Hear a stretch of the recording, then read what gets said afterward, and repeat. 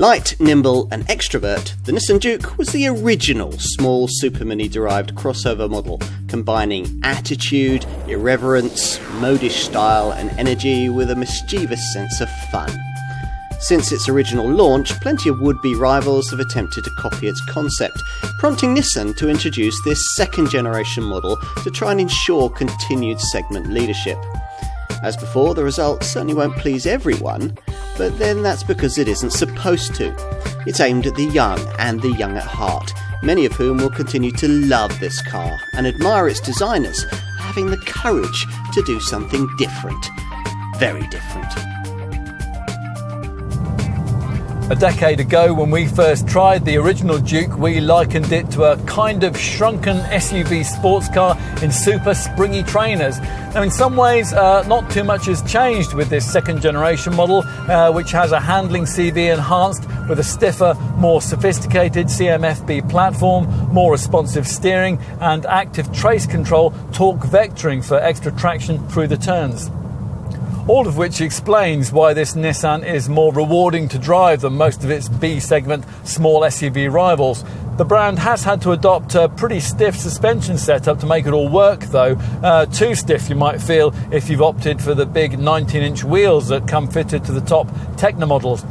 With the 16 or 17-inch rims of the lesser variants, though, the damping balance offers a more bearable compromise, and that's helped by smaller secondary springs housed within the dampers to cushion rebound strokes as you drive over the bumps, and by standard active ride control, which immediately after you've hit a pothole or a tarmac tear gently applies brake pad to brake disc, usually at the rear, so as to ease back body pitch and keep the car more stable. Now, from launch there was only one engine option, a 3-cylinder 1-litre DIGT petrol turbo unit with 117 PS, but you do get the option of a rather jerky 7-speed paddle shift automatic gearbox as an alternative to the standard 6-speed manual.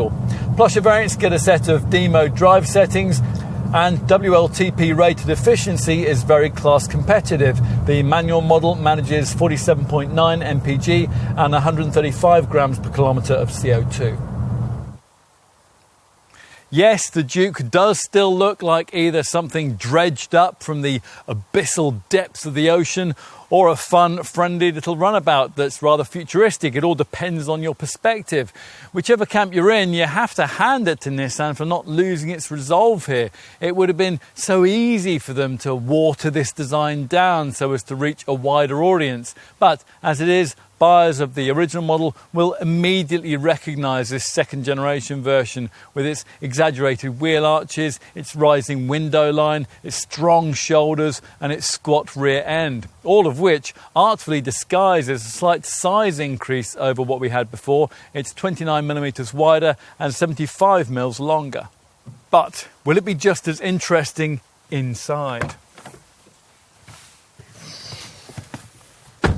Well, pretty much, yes. A few of the motorcycle-style touches of the original model are gone, but the cabin's now of much higher quality and it's potentially just as personalisable as before, particularly if you specify all the optional bright trimming that we have here.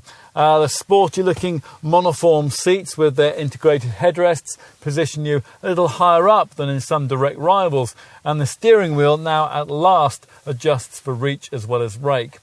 Through it you view a couple of clear analogue gauges separated by a good-sized screen.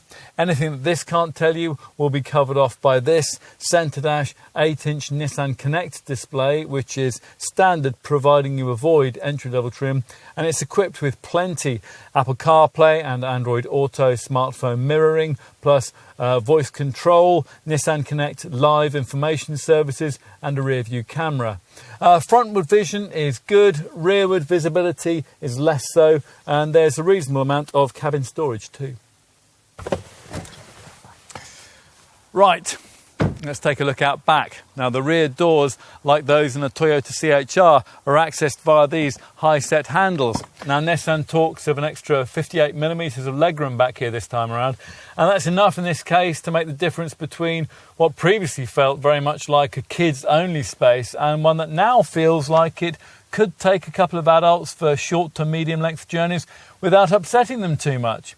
Younger folk will be pleased to find a USB port pack here near this central cubby, and the central transmission tunnel isn't too high, so if you really do have to squeeze in a third person, that ought to be possible without the central occupant here needing a trip to the osteopath afterwards.